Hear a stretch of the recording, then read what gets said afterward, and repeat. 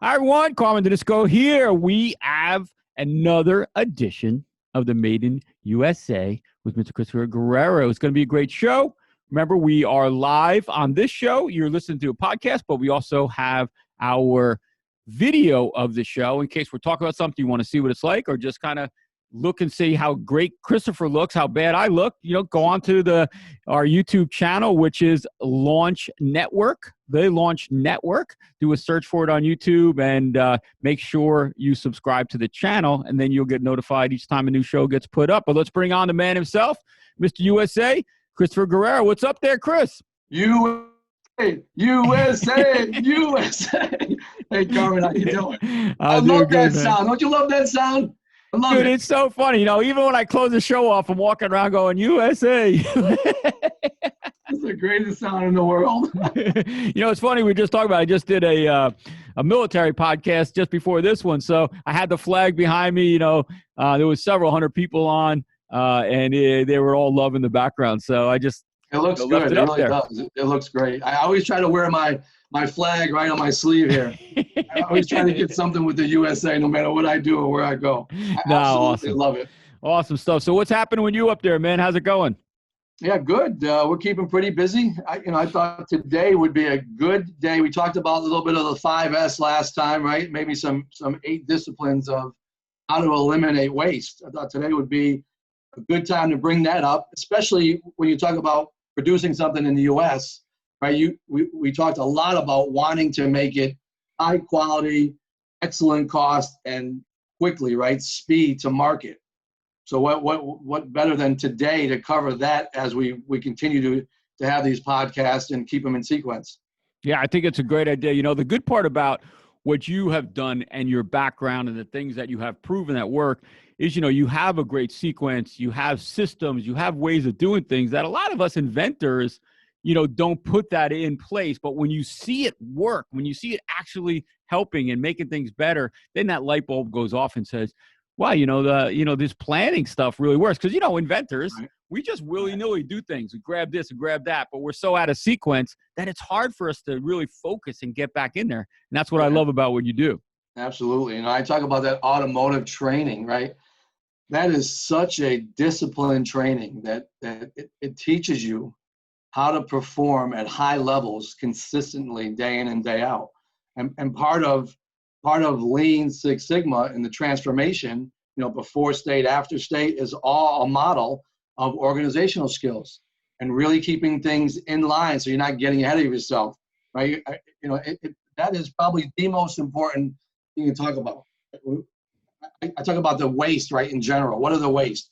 You have defects, you have overproduction, you can have waiting times, non-utilized talent, people who are really good on the floor that you can use in leadership roles that aren't being utilized, right? They want to be part of it. Yeah. Transportation, too much inventory, motion, extra processing. So there's all these waste in a process when you talk about producing products that you can also put back to your launch, right? I mean, that's kind of what I do. When I look at launching products, the first thing I always say is let's make sure we have proof of concept. That's the very first stage, right? And then what happens? Then you've got to find somebody to make it for you. Where do you go? Okay. So for me, USA, right? I'm big on USA. There's no waiting, right? You can produce it pretty quick. So once you have a tool in your hand, if you're going abroad, no matter where you go, it doesn't matter where it is. If it's somewhere across an ocean, you're going to have lots of waiting. And really, in the early stages, maybe waiting's okay. I just find it that it's not, because you're on a mission to deliver a product to a market. And hopefully it's a problem that you solve, that you have a good solution where you solve this problem and you want to get it to market. So if you're talking about going abroad, no matter what happens, if you're looking at tooling, you're waiting a long time, 12, 14, 16 weeks. I'll let you talk a little bit about that as well, Carmen, because you're pretty familiar in that area. Or then you're starting to produce product, right? So you've got waiting there. You've got to wait 60 days, maybe 90 days to get it to a port. Just that much time to get it to a point where you can bring it into a plant. So let's just stop there for a second, because That's one that's really big, right? Waiting. You're waiting to get product. And then, I'll let you talk a little bit about that, but then you got to think about how much inventory do you have to build to make that really feasible and the cost effective to have it shipped. That's all part of the cost structure, end of the day. So you got a couple of wastes happening right there, right? Too much inventory and waiting. So I'll let you talk a little bit about that, because I know you're definitely more familiar in that area than I am. I've been through that. I've done it in my past life, and currently today, I don't deal with it because I don't have to, for one. And secondly, I don't think I ever need to with the way I'm handling it. Yeah. And the process is currently being done in the U.S. Yeah, I totally agree. And you bring up some great points. The reason being is that even yourself, and a lot of times inventors, they think they have to do everything on their own. They have nobody to turn to. They're trying to do everything. Now they're going around and they're contacting somebody over the internet, and they say, "Oh, can you make this part?" And then they're, "Hey, send us this, send us this," and it's taking so much time. It's so discouraging, as you said, that time frame. And time is very important. I have a saying that says time kills all things. If you have somebody excited in a product like you have done, Chris, and you instantly can make that product, it is so much faster, so much better. And it proves that you can deliver it. So us inventors, we go and we try to, we always want forward movement. So we go and we think that we're talking to a factory because we contacted them over Alibaba or something like that. Right. But it's really not. It's not a factory. It's some guy who's sitting in his house and he has connections with a factory, and that's time. And then he says, "Oh, okay, send me, your drawings or your product." And then you're waiting another week or two. And then you send the money and he sends you some sample back that's not even close to what you wanted, because you don't have a relationship with them. You can't really go there and work with them and deal with them. And that's why, here, making things, do things. I mean, I could fly to anywhere in this country and check on a factory within 3 hours, right? I mean, 5 hours. So, so having that is very important. If you are going to go overseas, because sometimes, some products should be made overseas, you have to find somebody that has actual relationships over there that cut out a lot of the waste, a lot of the time, and a lot of the fear and not knowing. But if at all possible, and you can make your product here, that time is involved is it's instrumental to keep your product moving. Yeah, boy, you said it. You're right. I can't tell you how many times this takes me way back, 30 years. But we were doing rivets at the time, and we felt a need to compete with competitors that were bringing rivets, which is a commodity item, right? You're buying hundreds of thousands of millions of them. So we started going and looking at plants in China and Japan and other countries. And what I found was like exactly what you said. You're not really dealing with a plant. We go to the plant and it's dirt floor with light bulbs hanging from the ceiling, and they're producing this product. It was so that's what we were competing against. And they had a bronze, silver, gold matrix. So the bronze had no warranty, so it was garbage. Right? The gold had some warranty, and I just said, who wants to do that? Yeah. You talk about time and waste and cost of flying and visiting all these facilities. It just, you hit it on the head.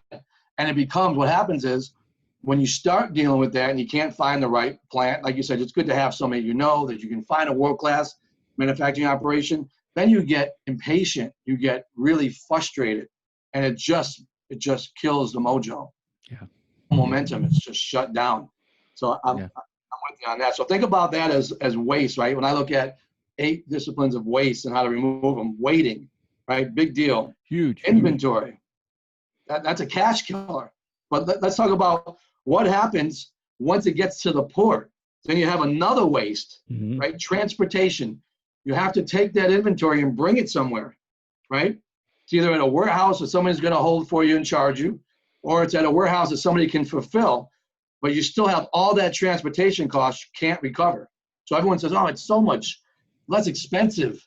It's really not. When you start adding up all the additional costs that you're not prepared for or you didn't expect in the budget, transportation is one of the most expensive costs, no matter what you're shipping. Yeah. Right? And then you got to bring it in a warehouse. Somebody's got to fulfill it. You have to have labor, somebody in the plant that can fulfill it. Then you have to be able to make sure that they have accounts in retail or They can handle your online orders, a one-piece order versus a pallet order. So, just quickly within the first 10, 15 minutes, we talked about waiting, right? Inventory and transportation. Those are killers. Yep. No, yeah, there's no doubt about it. And what you're telling the listeners, and you've probably seen this. I've produced product and it doesn't have to be in China. We work in eight Right. different countries, that the cost of shipping each piece or product, I call it a unit or a piece, will actually costed more when I amortized it out than the actual product itself. Yeah, absolutely. It's just amazing. So knowing all of your costs, your landed costs, all of that, that's one of the things you have to weigh when you're saying, okay, Chris, I want to maybe make this product here, and Chris is going to give you a quote. He's going to talk about it, but he's putting it all together. He's saying this is the price. Right. That's delivered price. And Walmart's already said their consumers are willing to pay 20% more for a made in USA product. Now, I'm not advocate of having the 20% more added in, right? I'm still trying to produce it at the lowest possible cost and selling it for what the retail value of it should be. But, end of the day, it improves the bottom line, but it also brings to market something that's very competitive with anybody in the world. Wow. That's amazing. Hey, Chris, real quick, that's amazing that not only Walmart is telling you that. Yeah. Because over time, what's great is somebody like yourself who has these disciplines to pull that waste, to pull that labor down. So your productivity is going to go up, but you're bringing that price down dramatically, but you're still having that 20% extra. So if any of our listeners are doing this math, I mean, that's pretty amazing when you get into high quantities, right? Yeah, absolutely. I mean, that's where you get the full benefit, right? You're setting it up and you're running it. I mean, we get into building what you need. So that's why that's a good point now to get into a little bit of inventory. Yeah. So I can build primarily to order right now because we have enough capacity. And, hopefully someday we get out of capacity, right? And you have to build another tool, right? But still, when you build inventory, here's what you're running a risk of. You're taking your cash, and again, when you're talking about retail, you're not getting paid for 90 to 120 days. Amazing. So you're floating cash, but then you're taking cash and you're putting it into inventory. So I used to joke with my guys in the manufacturing floor and say, walk by that inventory right there. That's your paycheck. Oh, no, you can't touch it. No, not until it sells. See, it's money you can't use. It's just cash on a shelf. It's window dressing. You can't use it until you sell it. And it's amazing when you start taking like defects and scrap and converting it into what cash value is and sharing it with people, they treat it very differently. So it brings me right back to the old inventory number, right? You start producing product at high inventory levels to make the shipping from abroad effective and cost effective, then you have to tie up more cash for that amount of time.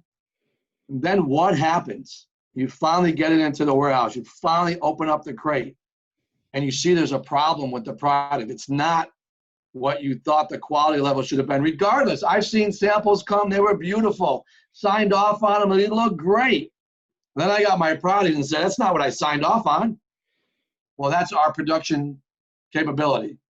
I'm like, you got to be kidding me. So now you've got added costs. You hope that you can do rework, right? You hope. But if you can't, and you've spent $100,000 in inventory, and it's defective, and you can't use it, and it's to what they believe is the spec, you're out of business.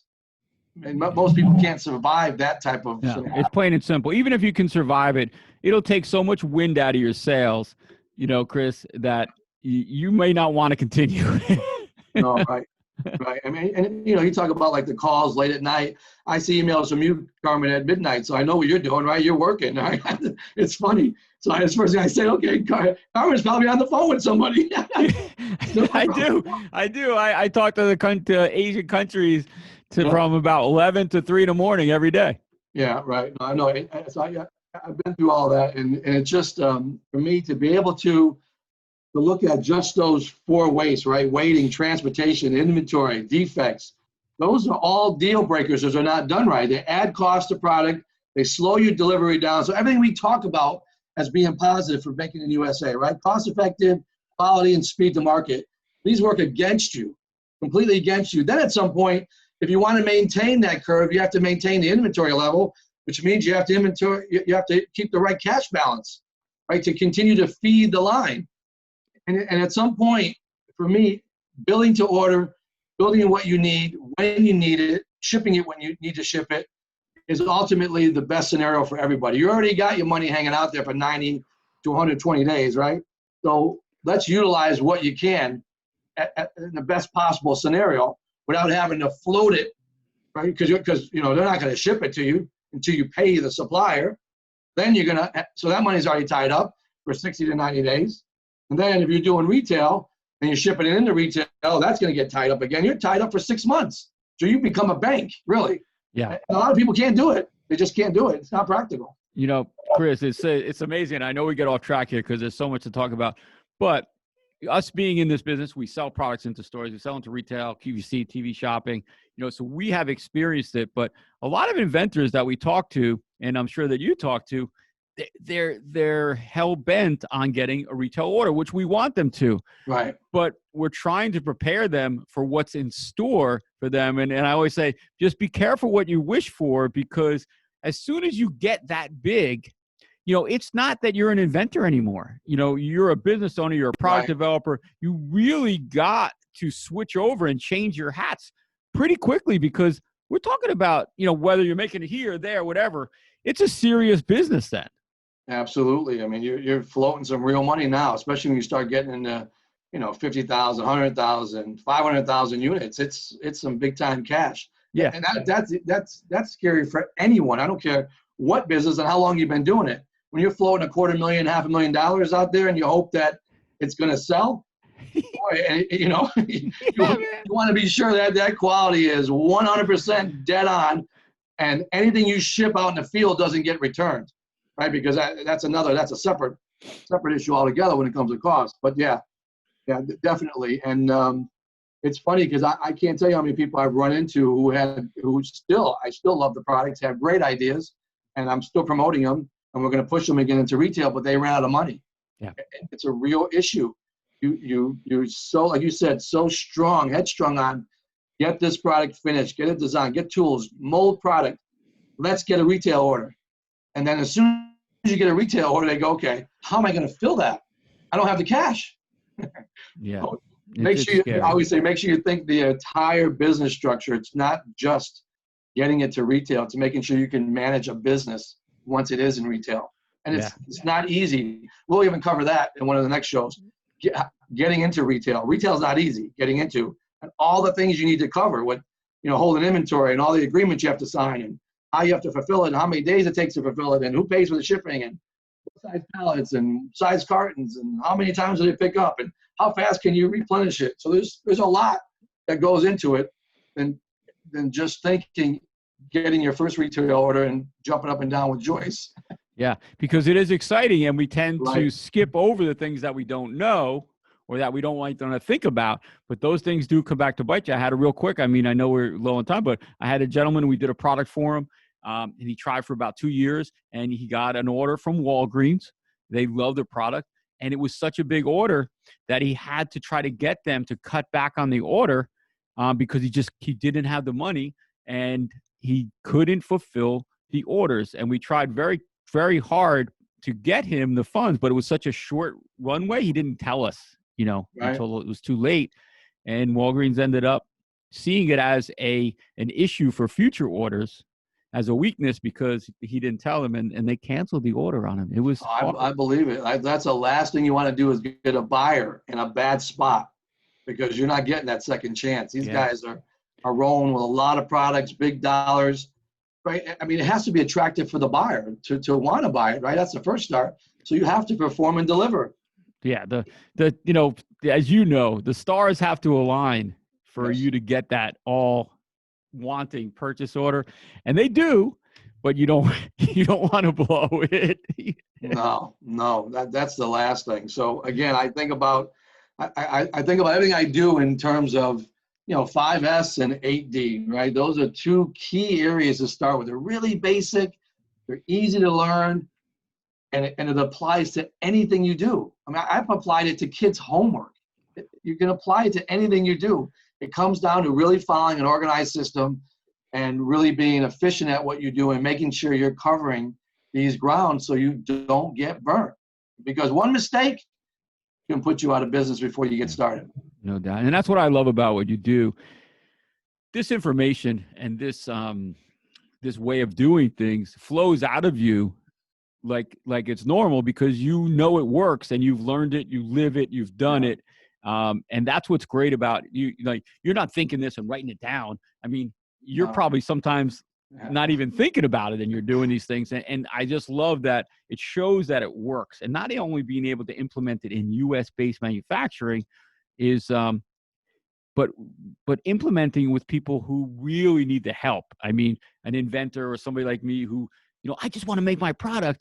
You say, whoa, step back and let's organize this. Right. You're doing, you, and we've talked about this, the things that you do go above and beyond helping somebody just make a product. And that's why, we try to talk about these things. You're just not a manufacturer. You do so much that you probably don't even realize how much you're helping. And that's what makes the difference, being able to help that inventor. To me, that's my livelihood. I love seeing people successful. I've had a really nice career in the corporate America. I've done some wonderful things, did a lot of traveling, and got involved really in some incredibly big launches that were really, really successful. And it's exciting to talk about. So seeing other people now get excited about their product, or even in the corporate world, get excited about new processes that they want to learn. And you can see the ones who really dive in and want to excel do, because that's part of it. They get passionate about it, and they love that someone can teach them a way to avoid some of the mistakes that either I've learned over the time or other people have made mistakes. I used to have a boss tell me way back, listen, I don't care that you made mistakes. I hope you made mistakes on somebody else's dime, right? As long as you learn from them. I always say, if you're not making mistakes, then you're not working, right? That's right. Yeah. You're not trying to succeed. 1,000,000%. And you and I don't even like to using the word mistake because it's all a learning process. Yep. You just have to know that, you're not going to hit the nail on the head every time that you try something. I mean, even a prototype or whatever you're doing, a lot of people come to us and they might get mad at me because, the first prototype that they wanted to design isn't perfect. I'm like, this is the first shot at it, guys. Right. Yeah. I mean, it really is development. That's what I try to tell everybody that. It's like your first packaging is probably not going to be what you end up with. It's the same as a product. You're developing your product. You're continuing to improve it. And that's what Kaizen events are all about, right? The Toyota production system, and BMW calls it VDA, but all the lean systems teach you to continually improve. That's why it's called continuous improvement.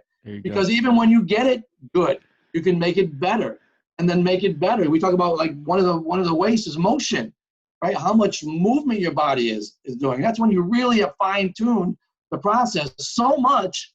And now you're looking at body parts and determining how far you should reach and how long it should take, because you're in that cycle. So never stop. Continuous improvement never stops. Even when you think you've got the best solution, you don't. I go back to before state, after state. And the beauty is I always take pictures, because when you get into it for 2 or 3 years, you're doing really well now. It looks great. There's still room to improve. And I always say, don't forget where you came from. Look where you came from, because you got it pretty good now, but you can still fine tune it. And it goes with product design. It goes with packaging. It goes with fulfillment, all of it. And all of that relates bottom line results, right? And cost and how to make it better and continue to improve your position in the market. Yeah, no, I totally agree. Me and you as an inventor, we always want to have that Swiss Army knife of your invention. Right. But like you said, you just get that most viable product, get that first version out there. And whilst you're selling that and making money, then you can improve. You can improve. That's why they call them versions, right? We want people to buy multiple versions. Right. Absolutely. I mean, it's this stuff for me, like you said, it comes natural. I've been doing it for 30 years. Yeah. So after 30 years, it better come natural at really high levels, right? Like we talk about like BMW, just-in-time delivery. I mean, truly just-in-time. It's not like you're pulling from a warehouse. You're building custom designed vehicles to an order that is getting shipped and actually assembled on a vehicle in less than 2 hours. So you can imagine there's no room for that mistake. There's no room for error. I don't think people can imagine like what you're talking about. And these aren't, $1,000 component. This is a, $100,000 car that's being assembled, and the parts are being made while the car is being assembled. Yeah, I mean, it's we talk about a train, we call it, like a bus stop. You actually get an order and you pull from a warehouse. You actually build from pulling, as soon as that order comes down live, you're sending someone to the warehouse and you're pulling it like a bus stop. It has stops. It's going to the warehouse, getting the material, stopping at the location it needs to stop at. You're building instrument panels, door panels, glove boxes, consoles, seats, and they're all getting put on different type of returnable racks. They all get put onto a truck, an LTL. It gets delivered right to the assembly line where it's being assembled. Wow. It's when it's running smooth, it is absolutely beautiful to watch. And you didn't even talk about the quality assurance that's being done at each stop and how it's being set. And like you've always said, if it doesn't get delivered on time, you pull that lever and stop the line. So at the time when I was there, it was like 2,000 people per line. That's $1,100 a minute. Wow. So you can only imagine how fast that is. Oh my Or you God. have to be embarrassed and tell them to run without. In some cases they can, but that means they have to run without the part. It gets put offline before it goes on the track. Wow. And then all that expense gets charged back to you anyways. So yeah, you want to make sure that your systems are foolproof. That means the equipment as well, right? The equipment has to be running properly. So good maintenance systems, all of that. It's world class. It truly is at that level, world class manufacturing. So when I look at building an automobile as opposed to injection molding, let's say a product, maybe doing some value add assembly afterwards, for me, it's all about efficiencies, right? So I see it very differently now. When people are walking or moving or the process is not smooth, that's what we do when we set it up. Quickly make sure it's set up in a world-class lean environment. So you're gonna build it once, the right quality, it's gonna get shipped to the right customer, and you get it again. And your results will be good reviews and happy customers and repeat orders. Yeah, that's awesome. So we got a couple minutes. So that brings me to this. That you brought that up. Two things.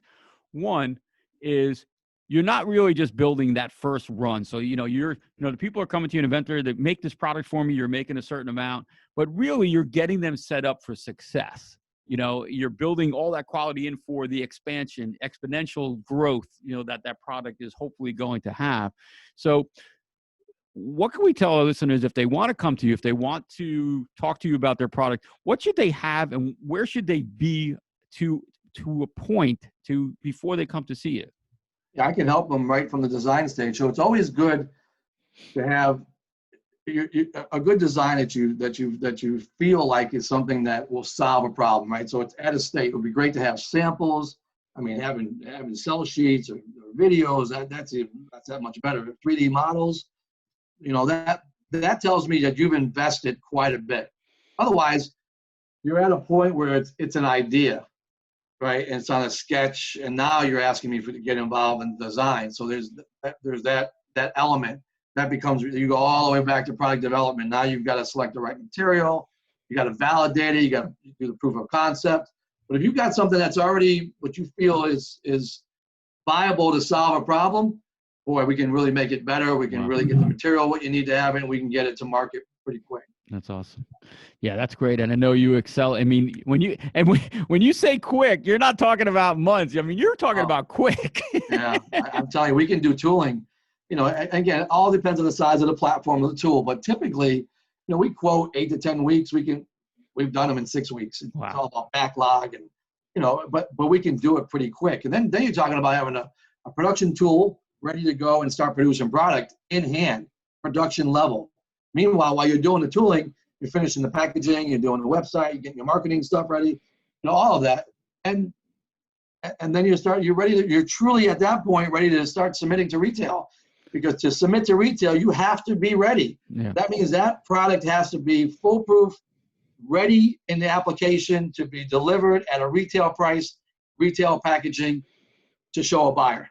Yeah. That's what we'll cover the next show. We'll start talking about the details of retail and how critical it is and all the work that goes into that. Yeah, yeah. It's super exciting, but it's nerve-wracking too when you know you're getting this shot to send it to a retailer. It's got to be ready. It's got to be right. And it's, like you said, Chris, got to be retail ready. And so exciting to be able to do that when you talking to a client. You're like, hey, we're sending these off. It's nerve-wracking, right? Absolutely. And the greatest feeling ever is Yeah, walking into a Walmart or big retail and seeing your product on the shelf. yeah. There's no other feeling. That That's is all. about, because you spent a long time, right? Some people have spent 3 years. Some people have spent, I've had people spend 7 years. Yeah. That's a long time.